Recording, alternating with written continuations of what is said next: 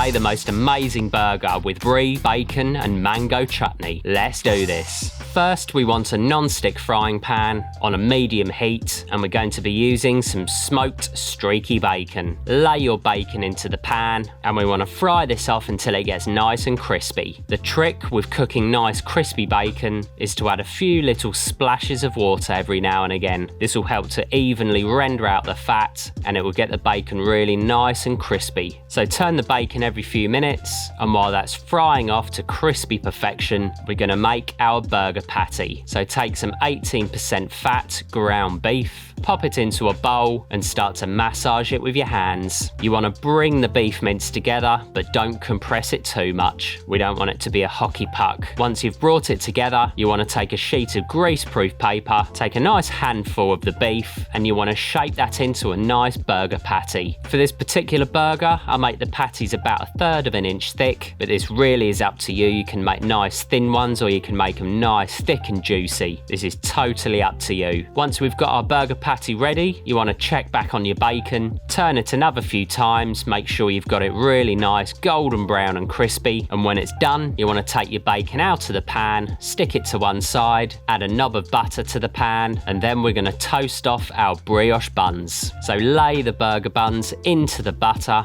and the bacon fat. While the buns toast, we want to season the burger patties ready to go. So give them a nice pinch of salt, a few generous twists of black pepper, season both sides, and at this point the buns should be ready to go. So get the buns out of the fat, and then you want to lay in your burger patty. Give it about a minute on one side to get nice and caramelized. Flip it over, another minute on the other side, and very quickly you want to prepare your brie. Cut it up into nice manageable chunks, and at this point the patty will be ready. So pop your burger bun onto a plate, lay on your nice juicy burger patty, and then some baby gem lettuce. Pop a nice whole couple of leaves onto the burger, and then the mango chutney, which is the sauce for the burger. And then you want to lay on a nice couple of gooey slices of the brie. Finish with a few pieces of that crispy bacon. Pop the lid on, and there you have a devilishly good burger. Seriously tasty, this one. And so don't waste any time, get stuck in, and I'll see you next time.